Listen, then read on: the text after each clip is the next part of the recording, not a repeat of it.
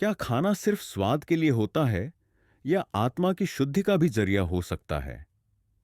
इस अध्याय में गांधी जी हमें बताते हैं कि खाने के साथ उनके प्रयोग सिर्फ स्वास्थ्य के लिए नहीं, बल्कि थे एक गंभीर आत्मिक प्रयोग, जहां शरीर, मन और आत्मा को संतुलन में लाने की जद्दोजहद शुरू होती है। शाकाहार, उपवास, संयम, फलाहार। गांधी जी ने खाने को एक आध्यात्मिक प्रयोगशाला बना दिया था। जानिए कैसे विलायत की जमीन पर उन्होंने किया खुराक के जरिए आत्मनियंत्रण और आत्मशुद्धि का अभ्यास, जो आगे चलकर बना उनके जीवन का स्थायी सिद्धांत। अध्याय 17, खुराक के प्रयोग। जैसे जैसे मैं जीवन की गहराई में उतरता गया, वैसे वैसे मुझे बाहर और भीतर के आचरण में फेरफार करने की जरूरत मालूम होती गई। जिस गति से रहन सहन और खर्च में फेरफार हुए, उसी गति से अथवा उससे भी अधिक वेग से मैंने खुराक में फेरफार करना शुरू किया। मैंने देखा कि अन्नाहार विषयक अंग्रेजी पुस्तकों में लेखकों ने बहुत सूक्ष्मता से विचार किया था। उन्होंने धार्मिक, वैज्ञानिक, व्यावहारिक और वैद्यक दृष्टि से अन्नाहार की छानबीन की थी।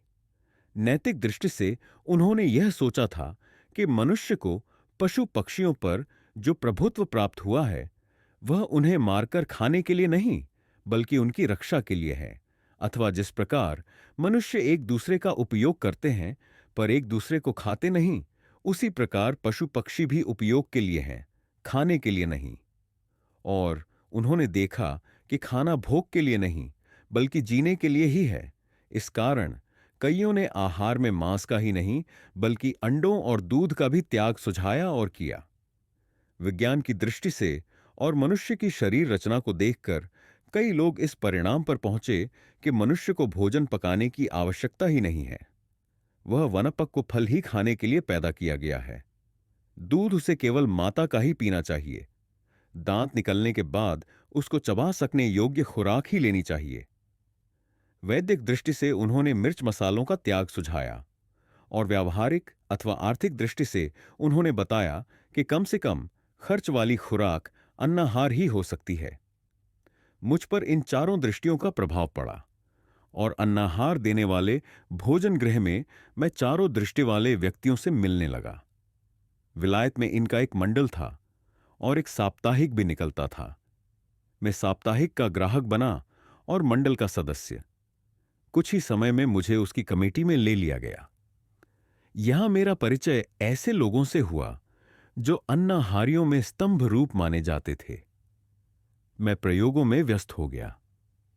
घर से मिठाई मसाले वगैरह जो थे सो लेने बंद कर दिए और मन ने दूसरा मोड़ पकड़ा। इस कारण मसालों का प्रेम कम पड़ गया और जो सब्जी रिचमंड में मसाले के अभाव में बेस्वाद मालूम होती थी, वह अब सिर्फ उबाली हुई स्वादिष्ट लगने लगी। ऐसे अनेक अनुभवों से मैंने सीखा कि स्वाद का सच्चा स्थान जीभ नहीं, पर मन है। आर्थिक दृष्टि तो मेरे सामने थी ही। उन दिनों एक पंथ ऐसा था जो चाय कॉफी को हानिकारक मानता था और कोको का समर्थन करता था। मैं यह समझ चुका था कि केवल उन्हीं वस्तुओं का सेवन करना योग्य है जो शरीर व्यापार के लिए आवश्यक हैं। इस कारण मुख्यतः मैंने चाय और कॉफी का त्याग किया और कोको को अपनाया। भोजन गृह के दो विभाग थे। एक में जितने पदार्थ खाओ उतने पैसे देने होते थे। इनमें एक बार में शिलिंग 2 शिलिंग को भी खर्च हो जाता था। इस विभाग में अच्छी स्थिति के लोग जाते थे। दूसरे विभाग में 6 पेनी में 3 पदार्थ और डबल रोटी का एक टुकड़ा मिलता था। जिन दिनों मैंने खूब किफायतशारी शुरू की थी, उन दिनों में अक्सर 6 पेनी वाले विभाग में जाता था। ऊपर के प्रयोगों के साथ उपप्रयोग तो बहुत हुए। कभी स्टार्च वाला आहार छोड़ा, कभी सिर्फ डबल रोटी और फल पर ही रहा, और कभी पनीर, दूध और अंडों का ही सेवन किया। यह आखिरी प्रयोग उल्लेखनीय है। यह 15 दिन भी नहीं चला।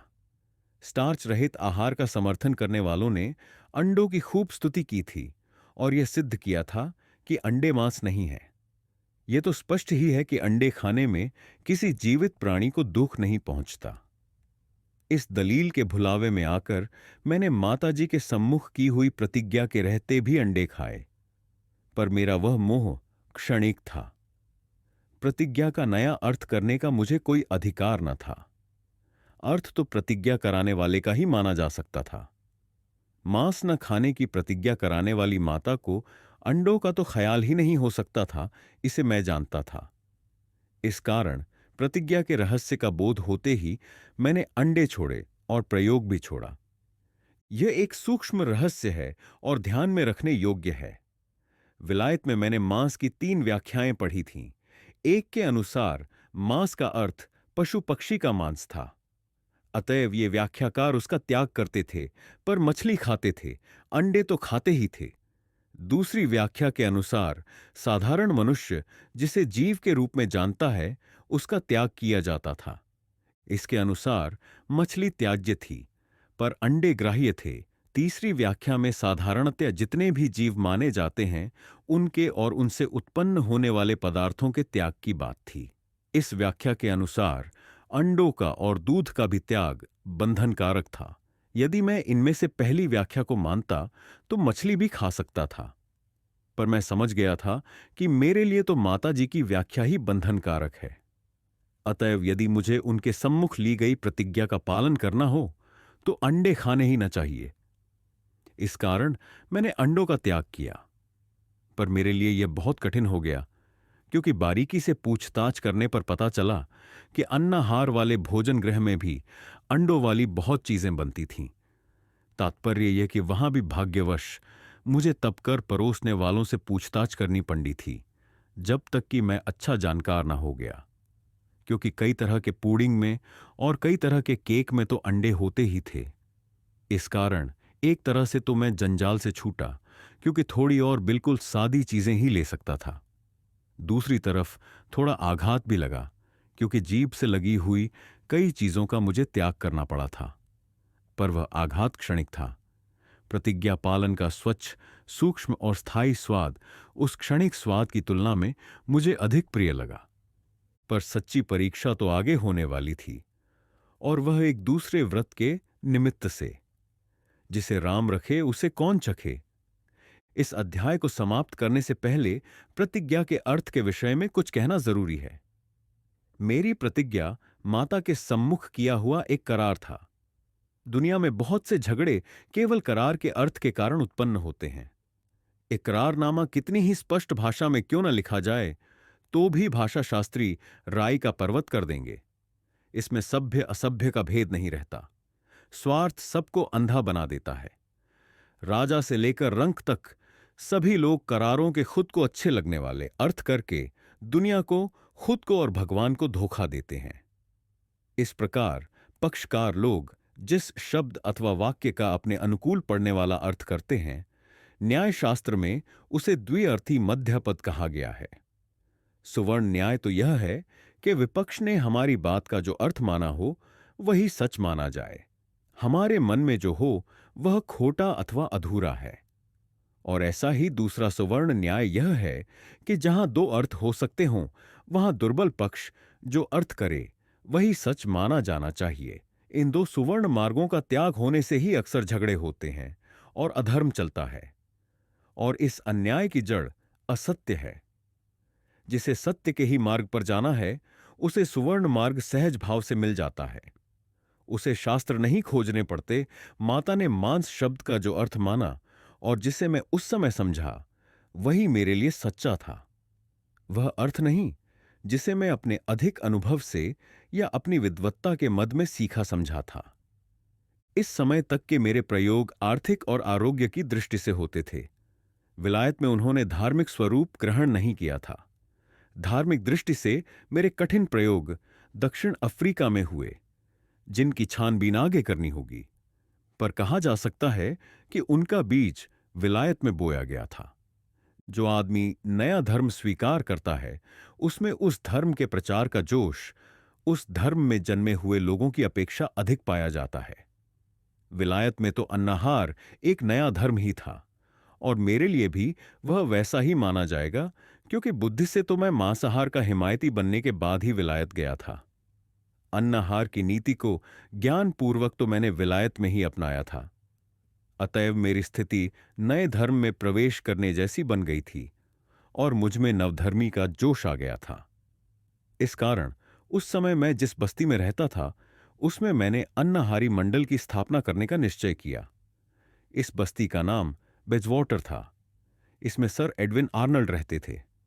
मैंने उन्हें उपसभापति बनने को निमंत्रित किया। वे बने, ओल्डफील्ड सहागपति बने, मैं मंत्री बना। यह संस्था कुछ समय तक तो अच्छी चली, पर कुछ महीनों के बाद इसका अंत हो गया, क्योंकि मैंने अमुक मुद्दत के बाद अपने रिवाज के अनुसार वह बस्ती छोड़ दी। पर इस छोटे और अल्प अवधि के अनुभव से मुझे संस्थाओं का निर्माण करने और उन्हें चलाने का कुछ अनुभव प्राप्त हुआ। तो दोस्तों, ये था गांधी जी की आत्मकथा का अध्याय 17, खुराक के प्रयोग, जहां खाना सिर्फ पेट भरने का साधन नहीं रहा, बल्कि बना गांधी जी के लिए आत्मनियंत्रण, संयम और आत्मशुद्धि का जरिया। इस अध्याय ने हमें सिखाया कि हमारी खुराक हमारे विचारों को आकार दे सकती है, और यह भी कि छोटी छोटी आदतें महान चरित्र निर्माण की बुनियाद बन सकती हैं। अगर यह एपिसोड आपको प्रेरणादायक लगा हो तो वीडियो को लाइक करें, इसे शेयर करें उन दोस्तों के साथ जो अपनी लाइफस्टाइल या आदतों को बेहतर बनाना चाहते हैं, और कमेंट में जरूर बताएं आपने अपनी जिंदगी में ऐसा कौन सा छोटा प्रयोग किया है जिसने बड़ा असर डाला। और हां, अगर आप गांधी जी की इस ऑडियो बुक यात्रा से जुड़े रहना चाहते हैं तो द भारत डायलॉग्स चैनल को सब्सक्राइब करें और बेल आइकॉन दबाना न भूलें, ताकि अगला अध्याय आपसे कभी मिस न हो। पूरी सीरीज सुनने के लिए प्लेलिस्ट का लिंक डिस्क्रिप्शन में है। मिलते हैं अगले अध्याय में। तब तक के लिए जय हिंद, वंदे मातरम।